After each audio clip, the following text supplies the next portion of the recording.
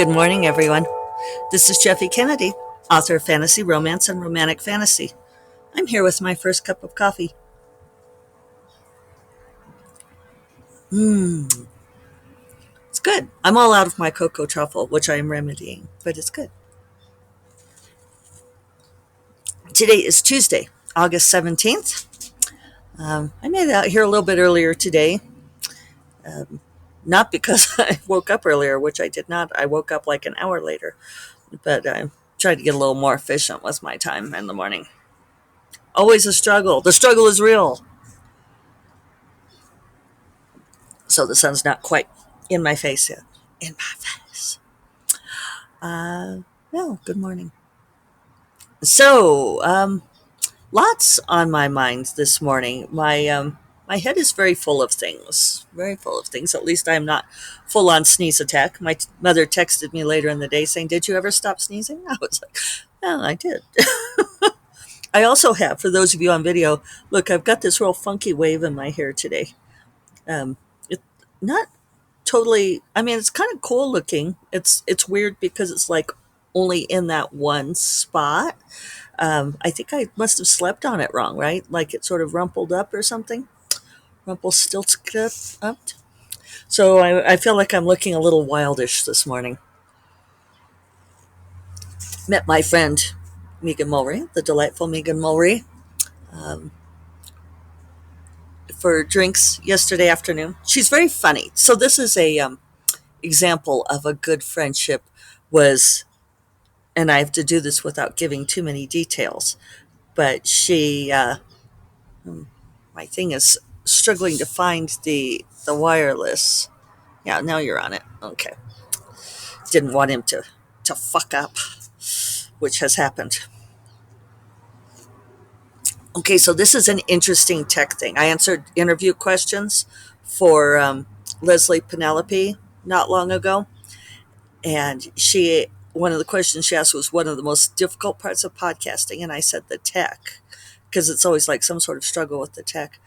When my wireless switched to the extension that I use when I'm out here in the Grape Arbor, it stopped showing me the wavelength on my voice. That explains that. But and yet it explains nothing. So anyway, lovely having drinks with Megan. She did it to treat me for something that she well, I don't know how I could talk about this it without giving details. She roped me into doing something that I knew she was just like clicking through her business stuff. And she suggests, put me up to doing something. And I ended up texting her and saying, "So, am I doing this because you believe it's going to be a great thing for me? Or am I doing it because you love me? Or because you love me? Because I love you?" And she said the latter. And she's like, "I should have asked you beforehand. Sorry for the gaffe." And I was like, "No, actually, that's it's perfectly fine." She's like, "I was just like going through my email," and I said, "No, actually, it's fine." But I value that about our friendship, that we have that. People talk about honesty in friendship, and sometimes that is a what's the word I want? It's not euphemism. It's an excuse for being cruel to each other. You know what I mean? It's one of my least favorite things. Like I see women do that to each other. Maybe men do it too, and I don't see those intimate interactions. But like I saw another woman say that to someone she was very close to another woman, and said something very critical about her appearance, saying something like, "Yeah, you really do look like shit," and and I was like, "Whoa, that's unkind." And she said, "No, I'm just being honest. We have a very honest friendship." And I was like, "No, that whole using honesty as an excuse to be cruel." Um, I think it's one reason why the Taylor Swift lyric, I do, I love my Taylor. And I know a lot of people have gotten a tattoo of it, but it's a great line. "So casually cruel in the name of being honest." Um, people use that as an excuse. Whereas this kind of honesty, where you don't have to worry about the other person having a major emotional stake in what you're asking them, that you don't have to dance around, that I could say, so am I just doing this because I love you? And she could be like, yes, actually, you are. It's like, okay, then. Cool. And then she said, but I'll buy you a margarita. And she said, actually, she offered, she said, would it make up for it if I bought you a margarita? And I was like, yeah, sold. I may not be easy, but I am cheap. So, but she asked me, one of the first things she asked me, she said, so have you been writing? Is your head somewhere else? And I realized that my head is really somewhere else right now. Um, this book is being silly hard to write. I do not know why, you guys. And I know I say this to some extent on every book, but this book is continuing to be what feels like a slow write. And I say that, but I got 3,000 words in my 3 hours of work yesterday. So, I mean, I'm working at my normal pace. It just feels sticky. I feel like my head is very full right now, and that there are things trying to come out. Um, yeah, it's a weird place to be. I don't know what this is. Approaching my birthday. Perhaps I'm slated for an epiphany for my birthday, which which would be nice. So, yeah, one of the things I've been thinking about is, and it's a big thing and fitting with like how my head feels stuff. But and in fact, it's a big enough topic that I'm not even sure how to launch into it. So, there's this observation that many, many people have made. And for starters, like Amanda Palmer talks about it in The Art of Asking, that when she worked as a street performer doing like the living statue thing, that she would make approximately the same amount of money day in and day out. That even though she was relying entirely on people offering up money to her, um, that she would be in different places, different kinds of sculptures, different things, that overall she was making pretty much the same amount of money all the time, that it was fairly consistent. Uh, and she talks about, and I think this is in her book, not the TED Talk, but her book, which I do recommend. I think it's a very interesting, good book. But she talks about that her record sales, when she was with the record company, that the record company felt like her sales were not good enough, um, and they dropped her. And her sales were, she had sold like 50,000 copies of a record. Now, see, in book language, selling 50,000 copies of a book is pretty awesome. Um, I know a lot of people use the metric of 100,000 copies as like a certain bar of success. I myself have never sold 100,000 copies of a book, of a single book. Of if you put all my books together, I have, but not of one book. So the reason that it doesn't count if I put all my books together is because we're talking about audience, right? You have a particular audience that you repeatedly hit, which is great. Like I have people like you out there who have read everything I've written. So when you talk about reach, it's like you're reaching a certain number of people.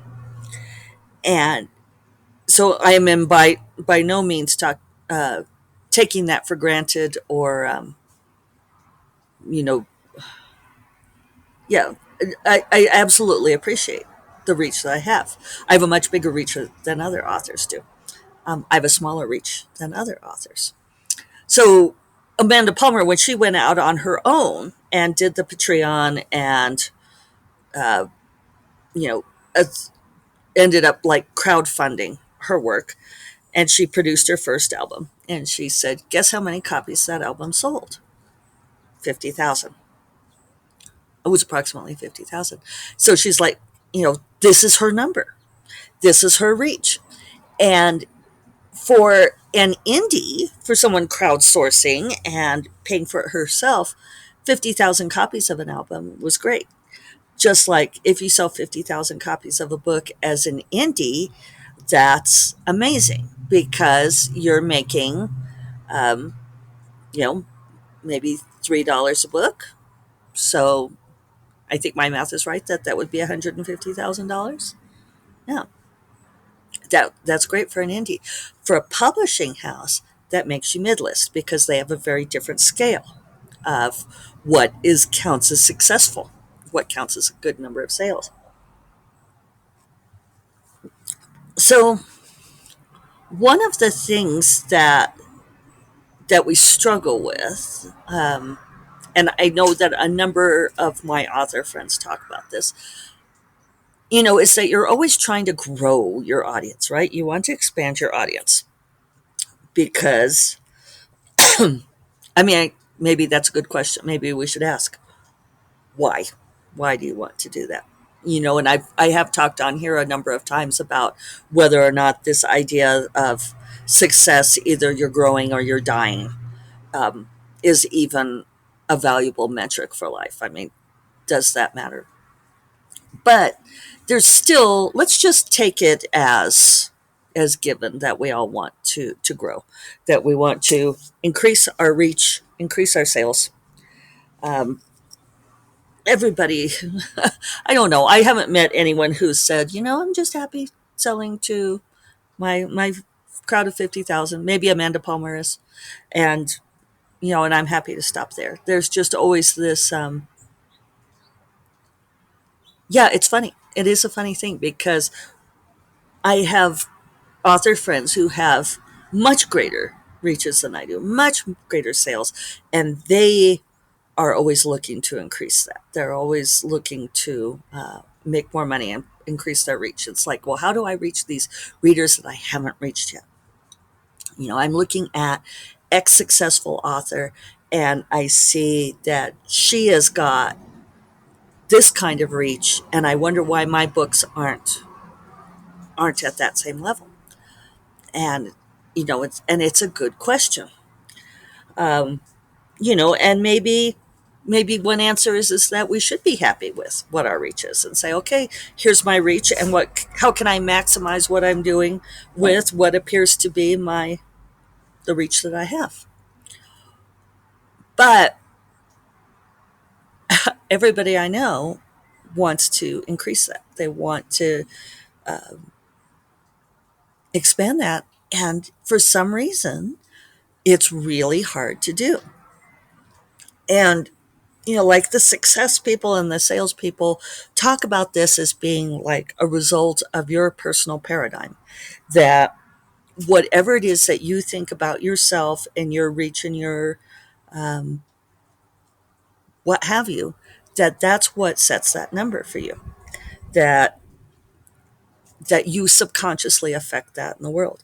And whether you believe that or not, this limit, this, I don't know, is it a glass ceiling? Um, we could call it a ceiling. Mosquitoes have no limit. Um, that this limit exists. There is a ceiling there. Whatever it comes from, you can ask all sorts of creatives. You can look at different people's writings and talks and discussions, and you will find all sorts of people who talk about it. And you will find people who finally manage to break through it. And the major thing that seems to break that paradigm is it's like a major shock, a major change in the world, in your world, in your paradigm, like a near death experience. Um, this is one reason why the movie Fight Club is interesting, which obviously came from Chuck Palahniuk's book. But it's, the scene where Eddie Norton holds up the gun to the clerk's head at the 7-Eleven or Come and Go or whatever they call it, Stop and Sip. Um, I always loved the movie versions of these stores, what they come up with. Gas and Sip, I think, is what it is, and Say Anything. Why you guys know so much about women? Why are you here on a Saturday night at the Gas and Sip? They're all like, by choice, man. It's a great line. So if you, oh, so he holds up the gun to the clerk's head at the Gas and Sip, we'll say, and he asks him, what did he want to do with his life? And he makes it, and he scares him. I mean, it's not just the gun, he's acting crazy, right? And he's like, you tell me what it is that you wanted to do, or I'm going to blow your fucking head off. And the guy finally says, well, he wanted to be a veterinarian. And I can't remember exactly what he does, but he like takes his ID and takes his stuff, and he's like, okay, you're fired from here, go be a veterinarian. And I do think there's a lot to that, in that we put these limitations on ourselves, all of the can'ts and the coulds and woulds and shoulds. Um, and I've told this story, that when I decided to become a writer, uh, back when I was in grad school for science, and I realized that I really didn't want to be a scientist and that I wasn't happy.